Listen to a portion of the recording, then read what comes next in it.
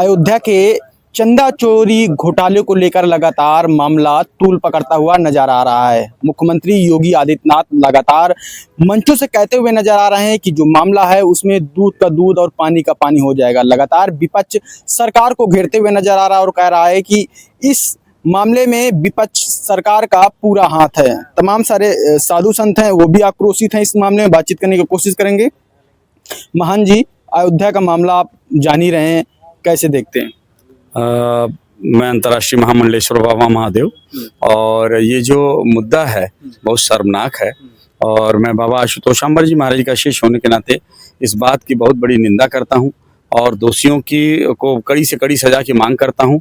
और जो अगर जांच एजेंसी आज सरकार दोषियों को बचाने का अगर प्रयास करती है तो बहुत ही शर्मनाक है, दुर्भाग्यपूर्ण है। और राम मंदिर कोई साधारण मंदिर नहीं है, पूरे विश्व का आस्था का केंद्र है, सनातनियों के गर्व का और स्वाभिमान का प्रश्न है। लेकिन राम मंदिर की वर्षों की लड़ाई के बाद जो राम मंदिर हमने प्राप्त किया, वहाँ पर इस प्रकार की मतलब शर्मनाक घटना का होना बहुत बड़े बड़े प्रश्न खड़ा करता है और वास्तव में सनातन धर्म के उन्नति में बाधक है ये घटना। और आज जो 15-12 लाख रुपया प्रतिदिन चढ़ावा होता था, आज वो 1 लाख से भी कम हो गया है। इस बात को दर्शाता है कि हिंदुओं में श्रद्धा की बहुत बड़ी कमी आई है इस घटना के बाद, और विश्वास में कमी आई है। और ये सरकार के लिए भी बहुत बड़े खतरे की घंटी है। 2027 में आगे क्या होगा, भगवान ही मालिक है। अयोध्या राम मंदिर के जो ट्रस्ट के महासचिव थे चंपत राय और गोपाल राव, उन्होंने इस्तीफा दे दिया है। FIR 8 लोगों पर हुई, 8 लोग जेल भेजे गए। क्या लग रहा है? मतलब बात दरअसल है कि मुझे लगता है ईश्वर ने पहले ही नाम सही से चुन के रखा था, चंपत लाल। हाँ, तो चंपत कर गया, वो पहले ही चंपत था। उसके चरित्र के इतने दोष हैं, लोग उसको महिमा मंडन करते हैं, लेकिन यति नरसिंहानंद सरस्वती ने बहुत बड़े बड़े दोष गिनाए हैं। और मुझे लगता है कि उन्होंने कोई वो बात ऐसे ही बिना निराधार नहीं कहते। तो बहुत सारी खामियां हैं। कुछ मदरसों में दोष है तो कुछ हमारे अच्छे अच्छे संस्थाओं में भी दोष हैं। और ये दोष जब तक दूर नहीं करेगा, अभी कहने के लिए तो सब अच्छा बनने लगेंगे, लेकिन अगर ये दोष नहीं था तो ये चोरी जैसा मुद्दा कैसे आया? अगर ये एक व्यक्ति राम मंदिर जाता है तो उसके अगर जेब में कहीं तंबाकू का एक पुड़िया है तो भी निकाल कर फेंक दिया जाता है राम मंदिर में। सुई भी हो तो उसकी भी जाँच हो जाती है। लेकिन इतने बड़े बड़े चोर, इतना बड़ी बड़ी चोरियाँ हो जाती हैं और कुछ पता नहीं लगता। क्या सचमुच ऐसा है या फिर नीचे से ऊपर तक मिली भगत है?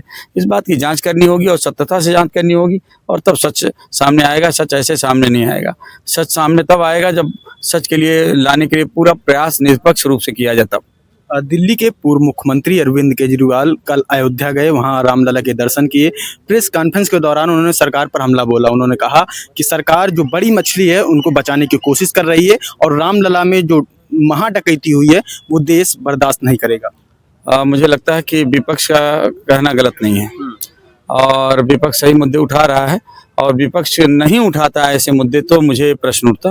विपक्ष ने जो कहा है ठीक ही कहा है, और मैं किसी पार्टी विशेष नहीं की बात कर रहा हूँ। ये प्रश्न बनता है किसी के हवाले से, हम सभी के हवाले से, सभी भक्तों के हवाले से। योगी सरकार के मंत्री, जितने भी मंत्री हैं, जब उनसे कोई सवाल पूछा जाता है तो वो यही जवाब देते हैं कि कार्रवाई होगी, मगर कार्रवाई किसके ऊपर होगी ये जनता जानना चाह रहा है। हमने भी पूछा था तो उन्होंने कहा कि 21वीं सदी में भारत स्वर्ग होगा। मैंने कहा कब? जब बोले आप स्वर्गवासी होंगे तब। हम इंतजार कर रहे हैं। तो इसी प्रकार की चल रही है। स्वर्गवासी होने के लिए अभी कहीं व्यवस्था बना रहे हैं लोग, तब स्वर्गवासी हो जाएंगे, तब तक स्वर्ग बन जाएगा हमारा देश।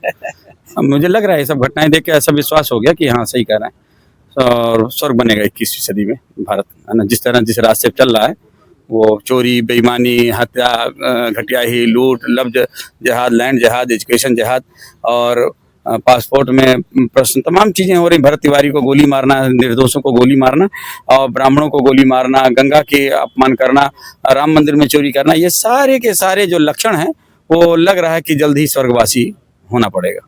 SIT पे आपको पूरा भरोसा है? SIT को लीड करने वाले जो विश्वास पंत हैं और लखनऊ के मंडलायुक्त हैं। भरोसा कभी था, लेकिन अब भरोसा नहीं रह गया है, क्योंकि जिस प्रकार से जांच चल रही है, बड़े बड़े मछलियों को बचाया जा रहा है, तो प्रश्न उठता है कि जिन पर सभी जनता, जनार्दन, जनता कहते हैं पंच परमेश्वर, जनता स्वयं में एक परमेश्वर है, और उसी को जब विश्वास नहीं रहा तो हमारे विश्वास का तो कोई प्रश्न ही नहीं उठता। हम कितना कसम खा लें, कितनी बातें कह लें, लेकिन जनता जो कहती है वो जनता कहती है। ब्रजेश पाठक विपक्ष पर हमला बोला है। उन्होंने कहा है कि बाबरी मस्जिद पर सवाल विपक्ष क्यों लोग नहीं उठाते। राम मंदिर का मामला आया तुरंत मामला उठा दिया। मैं ब्रजेश पाठक जी के ऊपर कुछ नहीं कहना चाहूँगा, लेकिन मैं इतना कहना चाहूँगा, ठीक है, बाबरी मस्जिद पे या किसी भी मस्जिद पे प्रश्न उठाना नहीं उठाना एक अलग बात है, लेकिन राम मंदिर पे चोरी होगा तो राम मंदिर पे प्रश्न उठेगा, सीधी सी बात है। और जो लोग उसके पक्षधर हैं उन पर प्रश्न उठेगा, जो उसके जिम्मेवार हैं उन पर प्रश्न उठेगा, उन पर प्रश्न उठना जायज़ है। और उसके पश्चात कोई कुछ भी कहे, मैं उसमें कुछ नहीं कहना चाहता। ठीक है, ये महंत हैं और भी कुछ लोग हैं, उनसे बातचीत करने की कोशिश करेंगे। अयोध्या में चंदा चोरी घोटाला हुआ, 8 लोगों की गिरफ्तारी हुई, वो जेल गए। चंपत राय और गोपाल राव इस्तीफा दे दिया, कैसे देखते हैं? देखिए, ये इस्तीफा देना कोई बहुत बड़ा वो नहीं है, विकल्प नहीं है। इस्तीफे से ज़्यादा ज़रूरी ये है कि इन लोगों पे एफआईआर होना चाहिए, ये लोग जेल जाने चाहिए। एसआईटी की जांच बैठा देना कोई बहुत सही दिशा में इस जांच को नहीं ले जाया जा रहा है। इसमें हकीकत है कि सीबीआई से जांच कराई जाए, इन लोगों को तत्काल प्रभाव में जो है नामजद करके जेल भेजा जाए। और अभी इसमें बहुत बड़े बड़े नाम आएंगे, जब इसके जड़ में हम लोग घुसेंगे तो विश्वास मानिए इसमें अभी बहुत बड़े बड़े नाम आएंगे। सिर्फ एक एसआईटी की जांच बैठा दी गई, मंडलायुक्त इसकी जांच करे। आप बताइए, आईएएस पीसीएस तो उन लोगों के पैर छूते हैं, क्या वो जांच करेंगे? वो तो सिर्फ उनको क्लीन चिट देंगे। और क्या महाराज, चंपत राय की बात कर रहा हूँ।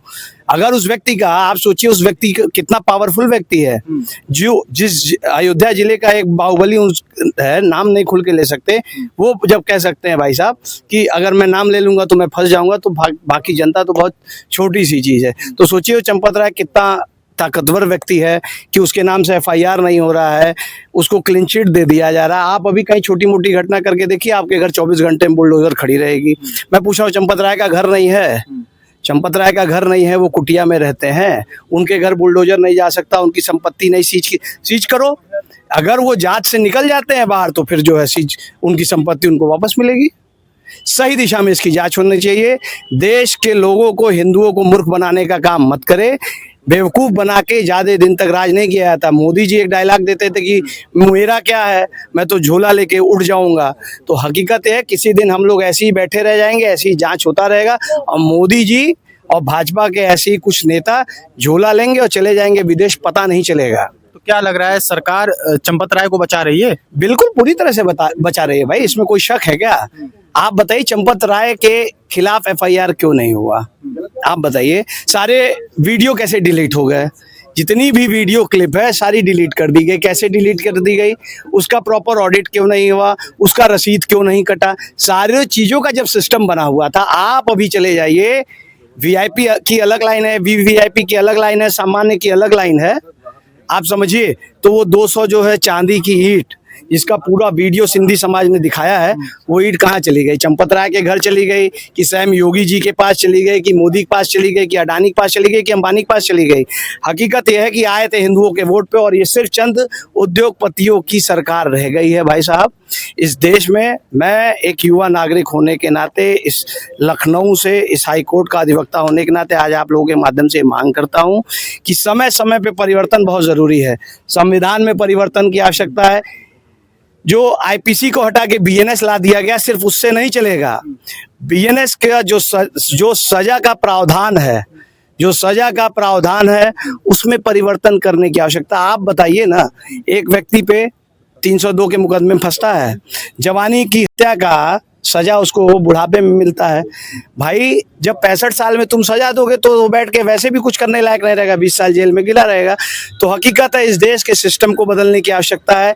इस देश का हकीकत यह है कि जो आईएएस पीसीएस जितने अधिकारी हैं, जब तक उनके सिस्टम को टाइट नहीं किया जाएगा, उनके आय, उनके संपत्तियों का जांच नहीं किया जाएगा, नेताओं के संपत्तियों का जांच नहीं किया जाएगा। आप आम नागरिक हैं, आपके अगर खाते में अभी देखिए 2 लाख से 3 लाख से ज़्यादा महीने में जो है नगद लेन देन आप शुरू कर दीजिए, आपके घर तड़ से नोटिस आ जाएगा। मेरे घर आया हुआ है, मैंने बहुत पहले लिया था, कहा गया, मैंने उसका विवरण पूरा दिया। लेकिन इन नेताओं के घर क्यों नहीं आता? इन अधिकारियों के घर नहीं आता है? आप बताइए, कांग्रेस सरकार में, मैं कांग्रेस का पक्षधर नहीं हूँ, मैं कांग्रेस का कोई बहुत पक्षधर नहीं हूँ, लेकिन मैं ये पूछना चाहता हूँ, एक समय हम लोग पढ़ते हैं भैया कांग्रेस सरकार में, या भाजपा के नेता कहते हैं कांग्रेस सरकार में 1 महीने में 1000 किलोमीटर रोड बनती थी। हमारे सरकार में 6000 किलोमीटर रोड बन रही है। भाई सिंपल सी बात है, जितना काम करोगे उतना चोरी करोगे। तो इस सरकार में दबा के चोरी हो रही है, लोगों को बेवकूफ़ बनाया जा रहा है और जनता जनार्दन को आंख खोलने की आवश्यकता है। जब तक संविधान में परिवर्तन नहीं आएगा, चाहे वो कांग्रेस हो, चाहे भाजपा हो, चाहे कोई भी नेता, हम लोगों को दबाते रहेंगे, ऐसी चोरी करते रहेंगे। मेहनत का पैसा हमारा, मौज उनके बच्चे काटेंगे। किसी नेता का बच्चा कहीं गोली नहीं खाता है, किसी नेता का बच्चा कहीं जल के नहीं मरता है, किसी नेता का बच्चा जल के बहुत बड़ा मुद्दा है। अगर अभी जो अलीगंज में घटना हुई, जो बच्चे जल के मरे, आप बताइए कि वहां पे पहले क्यों नहीं हुआ, एनओसी कैसे मिल गई? आप बिल्डिंग के मालिक को जो है ले जाके जेल भेज दिए, जो एक दुकानदार वहां पे दुकान लिया था उसको जेल भेज दिए। आप जिन अधिकारियों ने एनओसी दिया उनको क्यों नहीं जेल भेजा गया? उनकी संपत्ति क्यों नहीं कुर्क की जा रही? उनके घर बुलडोजर क्यों नहीं चल रहा है? सरकार की तरफ से कहा गया है कि 2016 में हाँ? सपा की सरकार थी, तब वहां पे जो नक्शा था वो पास किया गया था हमारी तरफ से। अरे ये सब बचकानी हरकतें हैं, बचकानी हरकतें हैं। आप बताइए ना, 2016 की चीजें और आज 2026 में आग लग रहा है। आज इन लोगों की आंख खुली, जाके बीमार्ट और तमाम जगह जो है जांच कर रहे हैं। हाँ? अधिकारी, आप समझिए, हर व्यक्ति सरकारी नौकरी के पीछे क्यों भागता है? क्योंकि उसको पता है आय से ज्यादा चोरी की व्यवस्था है सरकारी नौकरियों में, इसलिए वो भागता है। हर बच्चा इलाहाबाद, पटना, दिल्ली जो तैयारी कर रहा है, हर किसी की मानसिकता है कि भैया सरकारी नौकरी मिल गई तो हमको 2 नंबरी कमाने का मौका मिल जाएगा। हकीकत है इस देश के अधिकारी भ्रष्ट हो चुके हैं, नेता भ्रष्ट हो चुके हैं और सिर्फ जनता भुगत रही है। और कोई बड़ी बात नहीं है, मैं ये नहीं कहूँगा कि अन्य श्रीलंका, नेपाल जैसा आंदोलन, लेकिन हकीकत है कि देश के अंदर रोष की भावना है और जिस दिन फटेगा परिवर्तन होगा, बहुत बड़ा परिवर्तन होगा और नेता अधिकारी जेल के अंदर उस दिन रहेंगे। कथावाचक देवकीनंदन ठाकुर हैं, उन्होंने कहा है कि 60,000 साल तक कीड़े पड़ेंगे जो इस कृत्य को अंजाम दिया है अयोध्या राम मंदिर को। अरे देवकीनंदन ठाकुर कथावाचक हैं, वो खुल के बीजेपी के खिलाफ नहीं बोल सकते हैं। उन लोगों की दुकान सिर्फ भाजपा सरकार में चल रही है और कोई कारण नहीं, वो ठीक है। हम कह रहे हैं 100 साल तक कीड़े पड़ेंगे, हम आप देखने जाएंगे क्या? अभी तत्काल में जो भाजपा सरकार में चीजें, क्यों नहीं उनको गिरफ्तार करके जेल भेजा जा रहा है?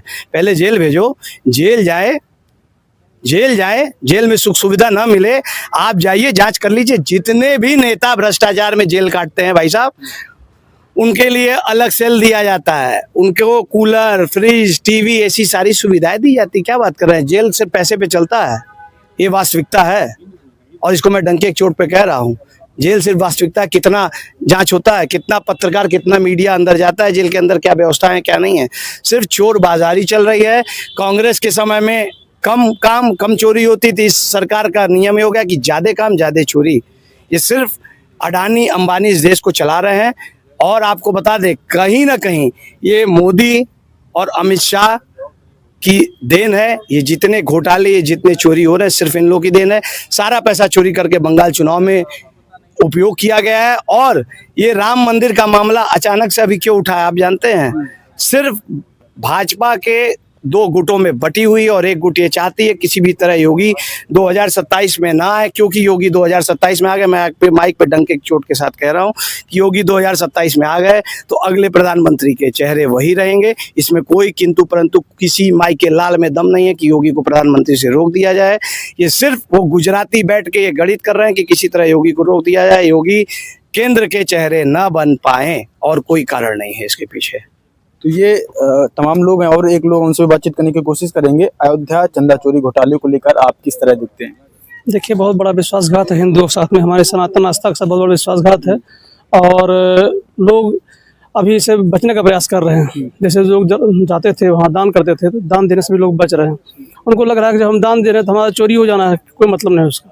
हमारी आस्था से बहुत बड़ा खिलवाड़ है और इसमें प्रॉपर जांच होनी चाहिए और जो दोषी हैं मेरे हिसाब से उन्हें मृत्युदंड होना चाहिए सीधे सीधे।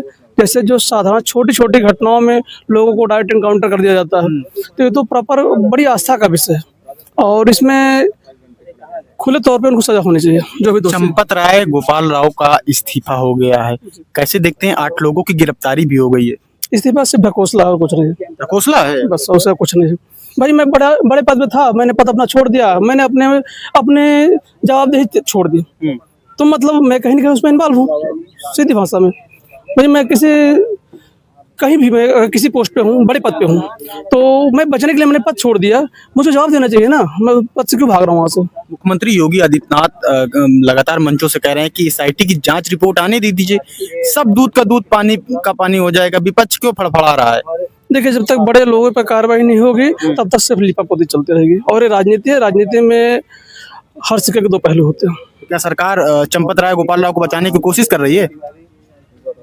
जांच जब तक खुली हो तब तक कुछ नहीं कहा जा सकता। जांच खुली हो तो ज्यादा अच्छा है। तो आप आक्रोशित हैं राम मंदिर चंद्र? बिल्कुल, वहाँ जो भी आस्था के साथ खिलवाड़, जिस हम लोग जब मंदिर दर्शन करने के लिए आते हैं तो वहाँ एक आस्था का एक सलाब होता है। और देखिए, हर व्यक्ति की जांच होती है, छोटी छोटी चीज जांच होती है। तो इतनी बड़ी चोरी हो गई, ये कैसे छुप गया भाई? किसी के नाम क्यों नहीं आया? और चंपत राय जी एक बड़ा नेता, बड़ा नाम थे उसमें, और अगर वो इस्तीफा देके भाग रहे हैं तो ये गलत है। उनके खिलाफ पूरी कार्रवाई होनी चाहिए। उनके जैसे भी आशुतोष जी हमारे कह रहे थे कि उनकी संपत्ति की कुर्क होनी चाहिए, तो मैं भी इसका समर्थन करता हूँ। संपत्ति उनकी कुर्क, जितने भी ऊपर के टॉप लेवल के उसमें लोग चेहरे थे, उनकी सबकी संपत्ति कुर्क होनी चाहिए और उनके सबके खिलाफ कार्रवाई होनी चाहिए।